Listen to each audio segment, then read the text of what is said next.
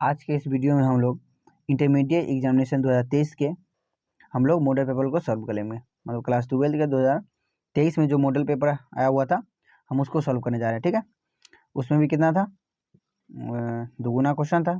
ठीक है, मतलब ऑब्जेक्टिव इसमें जो सॉल्व करेंगे हम लोग, ऑब्जेक्टिव के क्वेश्चन को हम लोग सॉल्व करेंगे। ठीक है, तो सबसे पहले देखते हैं ऑब्जेक्टिव।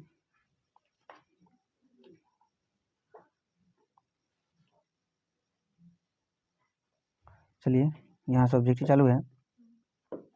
फर्स्ट आपका जो ऑब्जेक्टिव है, निम्नलिखित का विशिष्ट, मतलब इलेक्ट्रॉन, जो निम्नलिखित क्वेश्चन दिया हुआ है, मतलब ऑप्शन है यहाँ पे, इलेक्ट्रॉन का विशिष्ट आवेश होता है।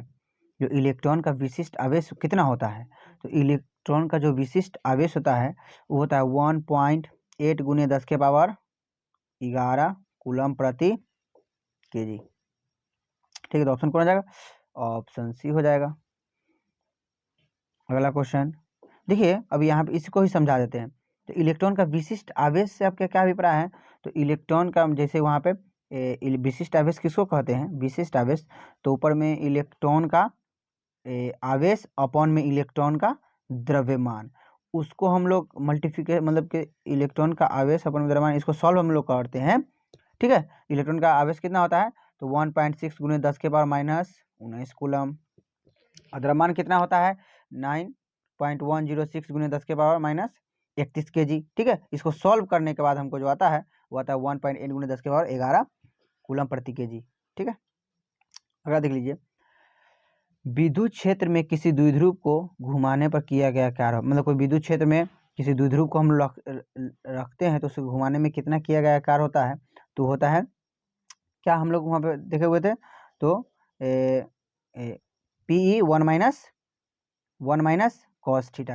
लेकिन यहाँ पे जो इस ऑप्शन के हिसाब से P की जगह पे M मान लिया गया है, तो कौन हो जाएगा,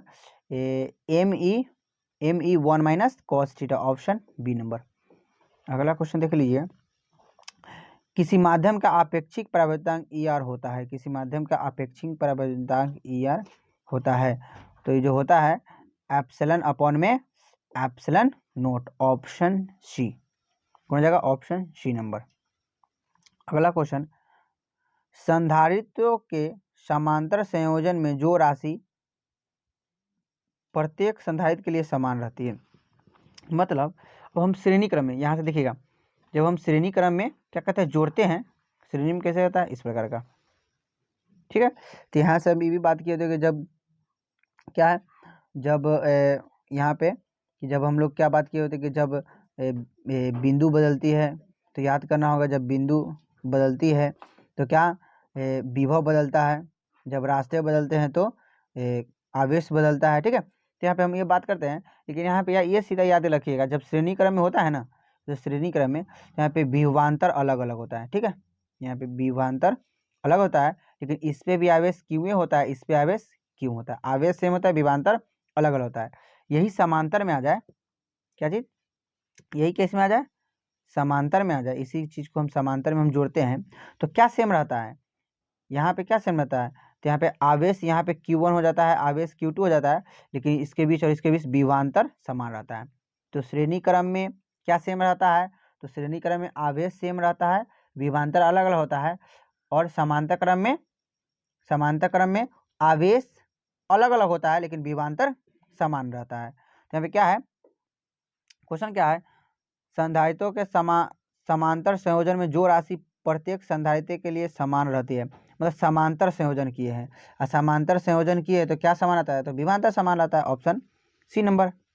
अगला क्वेश्चन, एक तार का प्रतिरोध R है, इसे खींचकर व्यास आधा कर दिया जाता है, तो तार का प्रतिरोध होगा, नया तार का प्रतिरोध होगा, मतलब क्या है, एक तार का प्रतिरोध R है, इसे खींचकर, मतलब ये R है, ठीक है, इसको खींच लिया गया है, इसको खींचकर कितना, इसका व्यास को खींचकर आधा कर दिया गया। पहले व्यास कितना था, R था, मतलब व्यास मान लीजिए D था, अब कितना हो गया, D/2, तो त्रिज्या कितना हो जाएगी, त्रिज्या तो त्रिज्या R/ कितना हो जाएगा, 4 हो जाएगी। ठीक है, R/4, तो यहाँ पे R/4, तो यहाँ पे हो जाएगा इसका जो सॉल्व करने के बाद आएगा 4×16, तो 16 यहाँ पे ऑप्शन डी आएगा, 16R हो जाएगा।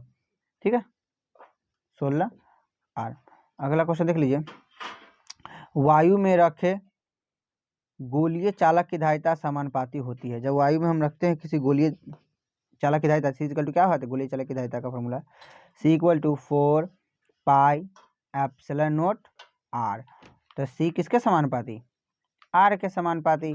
ठीक है, तो किसके समानुपाती होगा, आर के। तो यहाँ पे दिया हुआ है कि वायु में रखे गोलीय चालक की धारिता समानुपाती होती है किसके, तो त्रिज्या की, ऑप्शन बी नंबर। अगला क्वेश्चन, यदि समरूप विद्युत क्षेत्र एक्स अक्ष की दिशा में है तो समविभवी होगा। यहाँ पे इसको मानते हैं एक्स अक्ष, इसको मानते हैं वाई अक्ष, इसको मानते हैं जेड अक्ष। एक्स वाई जेड ऐसे होता है। तो इस वाले प्लेन को बोलते हैं एक्स वाई, इस वाले को बोलते हैं क्या बोलते हैं, वाई जेड, इस वाले को बोलते हैं एक्स जेड। ठीक है, यहीं से होता है। तो अभी क्या है कि यदि समरूप विद्युत क्षेत्र एक्स अक्ष की दिशा में है तो समविभवी होता है। तो एक्स अक्ष की दिशा में क्या हो जाएगा, वाई जेड, एक्स अक्ष की दिशा में वाई जेड। यहाँ पे यदि जेड अक्ष की दिशा में पूछा तो एक्स वाई। ठीक है, वाई अक्ष की दिशा में पूछा तो मतलब वाई अक्ष की दिशा में तो एक्स जेड। तो ऑप्शन कौन जाएगा इसका, एक्स अक्ष की दिशा में Y Z, option C number. अगला क्वेश्चन देख लीजिए, विद्युतशीलता का मात्रक होता है, विद्युतशीलता का मात्रक होता है। ठीक है, तो विद्युतशीलता का मात्रक क्या होता है, coulomb square newton inverse metre inverse 2। उस विद्युतशीलता किसको कहते हैं, एप्सिलॉन नॉट को कहते हैं। ठीक है, कूलम स्क्वायर एक फैराडे मीटर इनवर्स होता है। ठीक है, ये भी होता है एक फैराडे मीटर इनवर्स। एप्सिलॉन का मान कितना होता है, इतना बता दीजिए। एप्सिलॉन का मान 8.854 इंटू 10⁻⁻12 फैराडे मीटर इनवर्स। याद करके रखिएगा। तो इसका आंसर कौन हो जाएगा, ऑप्शन ए नंबर। अगला क्वेश्चन, मीटर सेतु की तार बनी होती है। मीटर सेतु की तार किससे बनी होती है, तांबा का, स्टील का, क्या है, मैग्नीज होना चाहिए, मैग्नीज लिख दो, मैग्नीज का और लोहा का। ठीक है, तो मीटर सेतु की जो तार बनी होती है वो किसकी बनी होती है, तो स्टील का तो नहीं बना होता है, लोहा का भी नहीं बना होता है, लोहा का भी नहीं बना होता है। ठीक है, तांबा का भी, मीटर सेतु का तार तांबा का भी नहीं बना होता है। तो इसका जो बना होता है वो मैग्नीज का बना होता है, मैग्नीज। ठीक है, अगला क्वेश्चन, चुंबकीय प्रेरण बी तथा चुंबकीय प्रेरण बी तथा चुंबकन की तीव्रता m के बीच संबंध है। तो इसके बीच जो संबंध होता है वो क्या है, mu naught h vector plus m vector, option D हो जाता है। अगला क्वेश्चन, दो समांतर दर्पण के बीच रखी एक वस्तु की प्रतिबिंब की संख्या होगी। मतलब दो समांतर हम रखते हैं। ठीक है, अब दो समांतर प्रतिबिंब है तो उसके बीच कितना प्रतिबिंब बनेगा, तो अनंत बनता है। ठीक है, यहाँ पे फॉर्मूला होता है, यदि प्रतिबिंब की संख्या निकालना है 360 अपॉन में थीटा। और जब कोई चीज़ समांतर होता है तो थीटा कितना डिग्री होता है, 0 डिग्री। और थीटा 0 डिग्री है तो 360 अपॉन में 0, 0 से किसी चीज़ में भाग देंगे तो कितना आएगा, अनंत। तो ऑप्शन क्या हो जाएगा, ऑप्शन डी हो जाएगा। अगला क्वेश्चन, किसी गोलीय दर्पण का पार्श्व आवर्धन m है तो अनुदैर्घ्य आवर्तन होगा, तो m स्क्वायर हो जाएगा। क्या हो जाएगा, m square, option B number. अगला क्वेश्चन, अगर किसी प्रकाश का किसी दो माध्यम में तरंगदैर्घ्य क्या है, λ1 तथा λ2 हो तो स्नेल का नियम है। तो स्नेल का नियम क्या होता है, साइन आई अपॉन में साइन आर इक्वल टू, ठीक है, साइन आई अपॉन में sine are equal to 1 mu 2। इसी 1 म्यू टू को तोड़ते हैं तो म्यू 2 अपॉन में म्यू 1। तो यहाँ पे पहले क्या है, म्यू 2 क्या है, λ2 दिया हुआ है, म्यू 1 λ1। तो यहाँ पे हो जाएगा साइन आई अपॉन में sine are equal to λ2 upon में λ1। तो कौन हो जाएगा option, option A number. Option कौन, ऑप्शन ए। ये तो होगा नहीं, ऑप्शन डी। ठीक है, ऑप्शन ए। अगला क्वेश्चन, किस कारण से वायु का बुलबुला पानी में चमकता है? किस कारण से चमकता है? बहुत आसान क्वेश्चन है। पूर्ण आंतरिक परावर्तन, ऑप्शन सी नंबर। अगला क्वेश्चन, दो उत्तल लेंस परस्पर संपर्क में है, समतुल्य लेंस होगा।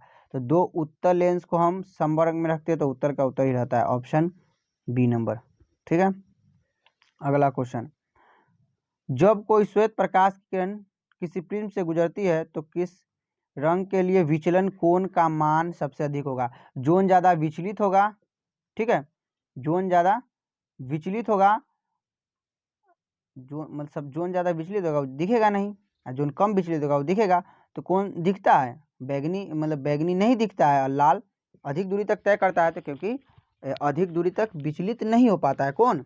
लाल ज़्यादा विचलित नहीं होता है, इसी कारण से अधिक दूरी तक दिखता है। बैगनी क्या हो जाता है? विचलित जल्दी हो जाता है, तो एकदम एकदम नहीं दिख पाता है। ठीक है, तो सबसे ज़्यादा विचलन कौन होता है? तो बैगनी होता है, सबसे कम लाल। इसका जो आंसर कौन हो जाएगा? Option B number. Next question देख लीजिएगा, आर त्रिज्या वाला गोलीय संधारित्र की धारिता है? गलत हो, ऑप्शन ए गलत है। ठीक है, ऑप्शन क्या होना चाहिए? C equal to 4 pi epsilon naught r. ये ऑप्शन नहीं दिया होता, गलत है। ठीक है। अगला क्वेश्चन, विद्युत द्विध्रुव के कारण अक्षीय तथा निरक्षीय स्थिति में विद्युत क्षेत्र की तीव्रता का अनुपात है। तो अक्षीय क्या होता था? देखिए, अक्षीय का याद है, इक्वल टू के 2p अपॉन में आर क्यूब। और निरक्षीय पे क्या होता था? इक्वल टू केपी अपॉन में आर क्यूब। अब दोनों का क्या किया? अनुपात किए। ठीक है, तो आर क्यूब से आर क्यूब कट गया, के से के कट गया, पी से पी कट गया। तो इसमें से 2 अनुपात कितना है? पहले क्या है? पहले किसको निकालना है? पहले अक्षीय को, उसके बाद निरक्षीय को। तो 2 अनुपात 1 आएगा। पहले अक्षीय को किए, उसके बाद निरक्षीय को किए, तो 2 अनुपात 1 सही में कट जाएगा, 2 अनुपात 1 बचेगा। तो ऑप्शन कौन हो जाएगा? 2 अनुपात 1, 2 अनुपात ऑप्शन बी। अगला क्वेश्चन, आवेश पुनर्वितरण में क्षय होता है।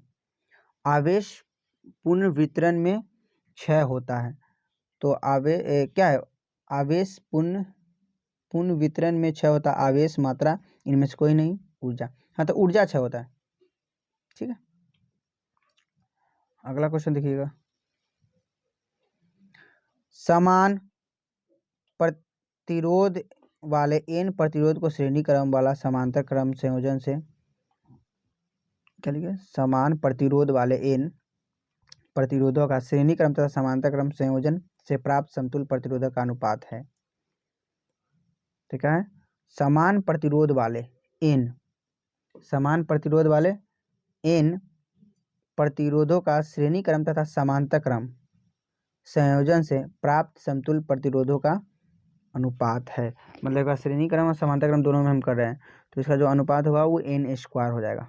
ठीक है, अब हुआ कैसे? तो यहाँ से देखिएगा, श्रेणी क्रम और समांतर क्रम, ठीक है, इससे प्राप्त समतुल्य प्रतिरोधों का अनुपात है, तो वो n² हो जाएगा। तो पहले आप लोग क्या कीजिएगा? पहले आप लोग श्रेणी क्रम में इसको कीजिएगा। श्रेणी क्रम में देखिए, श्रेणी क्रम में प्रतिरोध है, तो n और n कितना हो गया? 2n हो गया, 2n हुआ। अब समांतर क्रम में क्या हो जाएगा? समांतर क्रम श्रेणी क्रम में यहाँ पे देखिए, श्रेणी क्रम में R1 × R2 plus R1 plus R2 equal to R1 plus R2 plus R3 ऐसे होता है श्रेणी क्रम। समांतर क्रम में 1/R2 equal to 1/R1 plus 1/R2। श्रेणी क्रम में कितना आया? 2n आया। अब समांतर क्रम में कितना आएगा? देखिए, समांतर क्रम में निकालिए, इस समांतर क्रम में तो इसका n है, इसका n है, तो क्या हो जाएगा? 1/R2, तो वही n2 इक्वल टू क्या हो जाएगा? 1/n और प्लस 1/n। एलसीएम लीजिएगा, n नीचे आएगा। ठीक है, एलसीएम लीजिएगा, n नीचे आएगा और 1 + 1, इसको पलटिएगा तो n/2। तो पहले क्या है? 2n, और यहाँ पे कितना आ जाएगा? n/2 आया है। तो इसी का अनुपात पूछ रहा है, तो 2n बटा में n/2। ठीक है, तो इसी को आप लोग क्या कीजिएगा? अनुपात कीजिएगा, तो क्या हो जाएगा?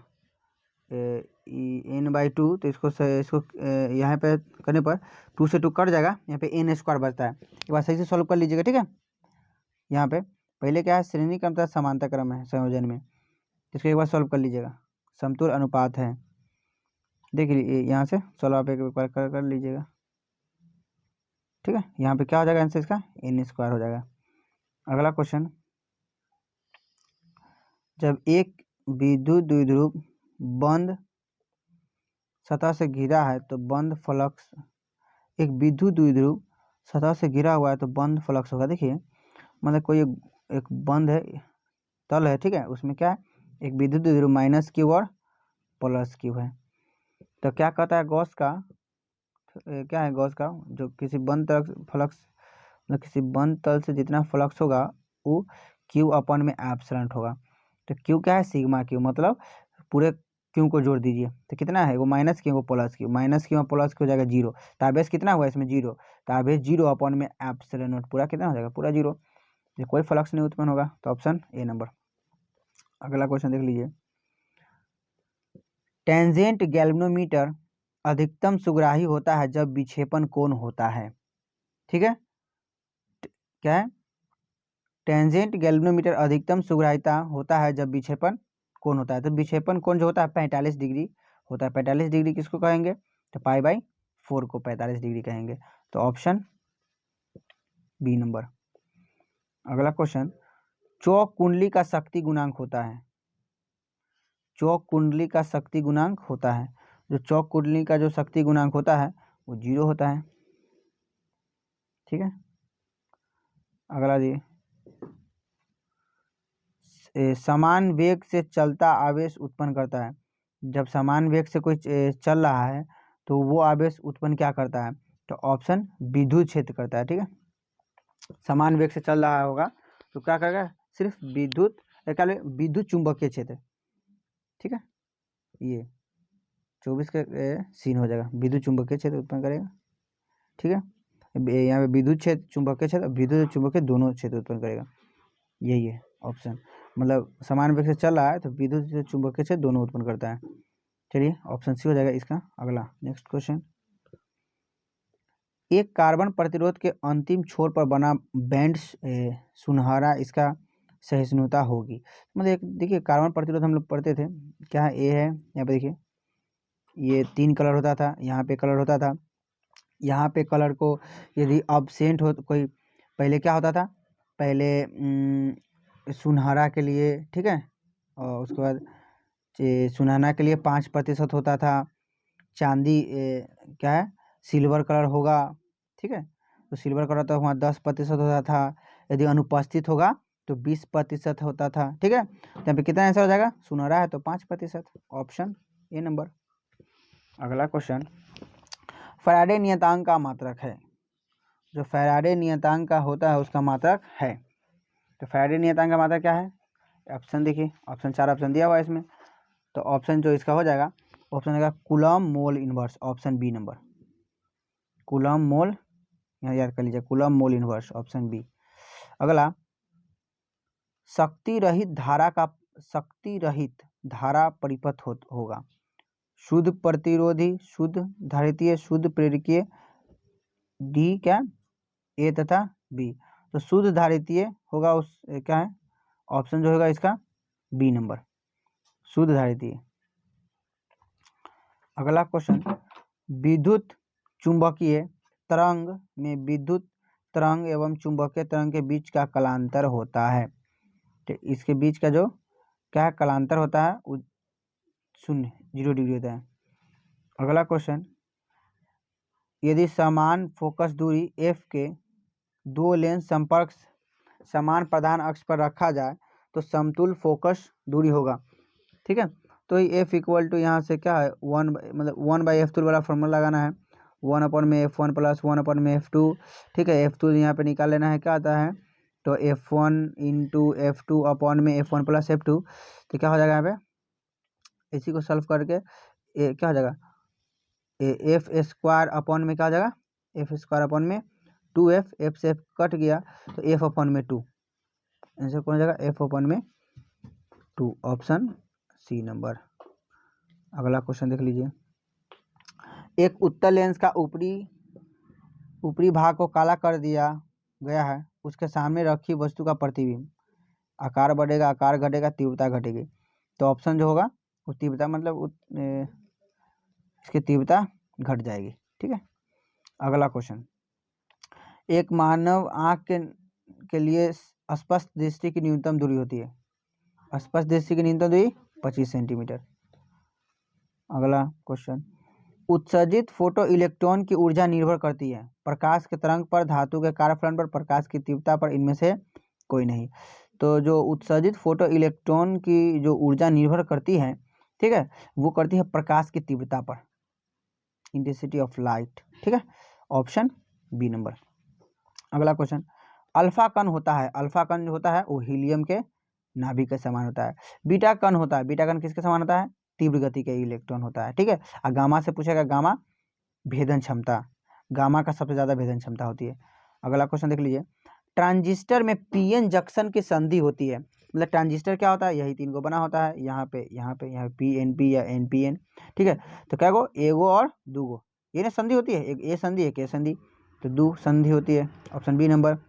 अगला क्वेश्चन, ट्रांजिस्टर के धारा गुणांक अल्फा तथा बीटा के में संबंध है। ठीक है, तो क्या होगा, beta equal to alpha plus 1, ये है क्या? अल्फा अपॉन में अल्फा प्लस 1, तो कौन हो जाएगा? Option B number, option B. Next question, तप्त धारा ए मीटर में क्या होता है? धारा विक्षेपण के समानुपाती होती है, और धारा विक्षेपण स्क्वायर के, तो जो आंसर होती है तप्त धारा ए मीटर में धारा विक्षेपण के समानुपाती होती है, मतलब विक्षेप के समानुपाती होती है। अगला, एल आर परिपथ की शक्ति गुणांक होती है, शक्ति गुणांक। अब एल आर परिपथ की शक्ति गुणांक होती है, जो शक्ति गुणांक होती है आर अपॉन में R square plus omega square L square, option C number. ठीक है। अगला क्वेश्चन देख लीजिए, निम्नलिखित में किसकी वेदन क्षमता अधिक होती है? अभी पता है, गामा की किरणें की।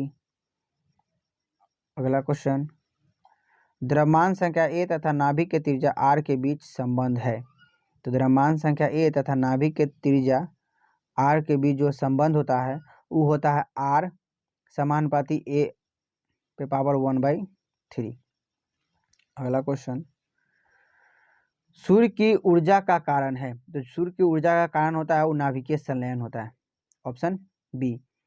अब और जो परमाणु बम होता है, परमाणु बम वो नाभिकीय विखंडन पे हो, जो हाइड्रोजन बम होता है वो नाभिकीय संलयन पे होता है। अगला क्वेश्चन, 1 किलोग्राम मात्रा में तुल्य ऊर्जा लगभग होती है, 1 किलोग्राम मात्रा में तुल्य ऊर्जा लगभग होती है, तो 10 के पावर 17 जूल होती है। ये कैसे निकलता है? तो इक्वल टू MC स्क्वायर करके। ठीक है, यहाँ पे 1 किलोग्राम मात्रा में, तो इक्वल टू क्या करके MC स्क्वायर कीजिए, और यहाँ पे m के जगह पे कितना 1 रखिए, और 3 गुने 10 के पावर 8 का क्या कीजिए, स्क्वायर कीजिए, इसको स्क्वायर, तो कितना हो जाएगा? 3 तिहाई 9, और गुने 10 के पावर कितना हो जाएगा? 8 दूना 16, 8 दूना 16। तो 9 को क्या मान लीजिए, अप्रॉक्सीमेटली 10 मान लिया जाए, तो 16 1 17, 10 के पावर 17 जूल। ठीक है, तो ऑप्शन कौन हो जाएगा? Option C number. अगला क्वेश्चन, पश्च अभिनीत डायोड है, पश्च अभिनीत diode, Zener diode, LED, photo diode, A तथा सी दोनों। क्या है? पश्च अभिनीत डायोड है, तो क्या हो जाएगा? जो पश्च अभिनीत डायोड होता है वो जेनर डायोड होता है, जेनर डायोड। क्या जाएगा? Option A number. अगला क्वेश्चन देख लीजिए।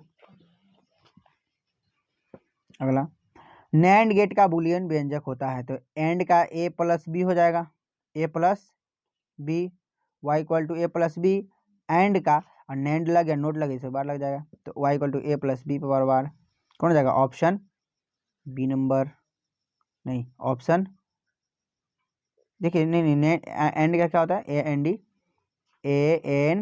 एंड का होता है Y equal to A into B. ठीक है, एंड का ए इंटू बी, तो उसे पावर बार लग जाएगा, Y equal to A into B bar. कौन हो जाएगा? Option A number. अगला क्वेश्चन, मानव नेत्र का भेदन क्षमता होती है, तो मानव नेत्र का जो भेदन क्षमता होती है 1 मिनट होती है। 1 मिनट को बदल लीजिए, 1 मिनट को 60 सेकेंड में, तो ऑप्शन बी नंबर। अगला क्वेश्चन, नाभिकीय अभिक्रिया में संरक्षित रहती है, जो नाभिकीय अभिक्रिया होती है उसमें क्या संरक्षित रहती है? तो आपका हो जाएगा कोणीय संवेग। ठीक है, P इक्वल टू क्या हो जाएगा इसका? कोणीय संवेग का, कोणीय संवेग का ये ऑप्शन कौन हो जाएगा? ऑप्शन बी नंबर, कोणीय संवेग। इसका कोणीय संवेग का फॉर्मूला होता है NH अपॉन में 2 पाई, H प्लांक कांस्टेंट। नेक्स्ट देख लीजिएगा, निम्नलिखित में किसका अपवर्तनांक सबसे अधिक है? सबसे ज़्यादा अपवर्तनांक होता है वो हीरा का होता है। अगला क्वेश्चन, दो प्रकाश स्रोत संबंध होता है जब उनके बीच का कलांतर होता है, तो नियत होता है। ठीक है, जब कलांतर नियत हो तो ठीक है। अगला क्वेश्चन, गर्म करने पर अर्धचालक का प्रतिरोध, तो जब गर्म किसी चीज अर्धचालक को करते हैं तो प्रतिरोध घटता है, चालक को गर्म करते हैं तो प्रतिरोध बढ़ता है। अगला क्वेश्चन, अगला, विद्युत चुंबकीय प्रेरण में प्रेरित आवेश स्वतंत्र होता है। विद्युत चुंबकीय प्रेरण में प्रेरित आवेश स्वतंत्र होता है, उस समय से स्वतंत्र होता है। Option B number. अगला क्वेश्चन, फैराडे का विद्युत चुंबकीय प्रेरण का नियम किसके संरक्षण के सिद्धांत पर आधारित है? ऊर्जा संरक्षण के सिद्धांत पर आधारित है। लॉरेंज का आ गया, चाहे ये फैराडे का आ गया, ये सब किसके संरक्षण पे सिद्धांत है? तो ये लेंज का आ गया। ठीक है, ऊर्जा संरक्षण के सिद्धांत पे, ऑप्शन बी नंबर। अगला क्वेश्चन, प्रोटॉन का विराम द्रव्यमान होता है, जो प्रोटॉन का जो विराम द्रव्यमान होता है, यहाँ पे फोटोन होता है ना, फोटोन, तो यहाँ पे फोटोन को हम लोग शून्य लिखते हैं। ठीक है, फोटोन को शून्य लिखते, लेकिन प्रोटॉन आया हुआ है तो प्रोटॉन का जो विराम द्रव्यमान होता है वो कितना होता है? 1 पॉइंट, या द्रव्यमान, सीधा द्रव्यमान ले लीजिए, 1.6 गुने 10 के पावर 27 kg, ऑप्शन टी लगा लीजिएगा। प्रोटॉन है, यदि फोटोन पूछता, फोटोन, ठीक है, तो फोटोन का क्या लगाते हैं? शून्य। अगला क्वेश्चन, 4 डायोप्टर क्षमता के लेंस की फोकस दूरी होती है, क्या है? 4 डायोप्टर, 4 डायोप्टर आपको दे दिया हुआ है, तो F इक्वल टू क्या फॉर्मूला होती है? क्या है ये 4 डायोप्टर? आपको P इक्वल टू क्या है? 100 अपॉन में F। ठीक है, तो आपको F निकालना, तो F इसको इधर बदल दीजिए और इसको 4 को इधर ले, तो क्या होगा? आप बदलिएगा तो 25 सेंटीमीटर हो जाएगा। इसको मीटर में बदलिएगा, जैसे देख लीजिए, मान हम क्या किए, P इक्वल टू क्या हम फॉर्मूला लगा? 1 अपॉन में F, किसमें होगा? मीटर में हो जाएगा। या इसी को हम क्या बदल दिए, हम इसको बदल दिए, हम इसमें बदल दिए, ये F इक्वल टू 1 अपॉन में P। ठीक है, तो यहीं से यहाँ पे 1, अब जो आंसर आएगा मीटर में आना चाहिए, तो 1 अपॉन में P की जगह पे 4 हो जाएगा 0.25 मीटर। तो ऑप्शन कौन हो जाएगा? Option 0.25, option A number. अगला क्वेश्चन, समान समायोजित में एक सरल सूक्ष्मदर्शी की आवर्धन क्षमता होती है। समान समायोजन में एक सरल सूक्ष्मदर्शी की जो आवर्धन क्षमता होती है वो क्या होती है? 1 + d अपॉन में F। d क्या होती है? 25 सेंटीमीटर। ठीक है, F फोकस दूरी, तो ऑप्शन कौन हो जाएगा? Option A number.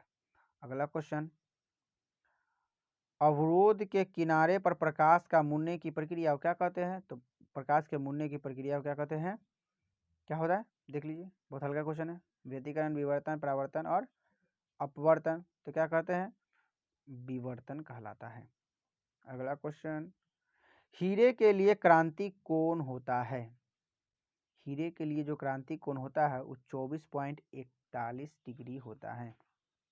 अगला क्वेश्चन, कांच के समांतर सतह की पट्टिका का फोकस दूरी होता है, कांच के समांतर सतह की पट्टिका का फोकस दूरी होता है। ठीक है, तो इसका जो होता है वो अनंत होता है। ऑप्शन कौन जाएगा? Option D number. क्या है क्वेश्चन क्या है कि क्वेश्चन है हाँ, कांच के समांतर सतह की पट्टिका का फोकस दूरी, हाँ अनंत है। चलिए अगला क्वेश्चन, पतले प्रिज्म का न्यूनतम विचलन का कोण होता है, तो कौन होता है 1 माइनस म्यू इंटू ए या म्यू माइनस 1 इंटू ए।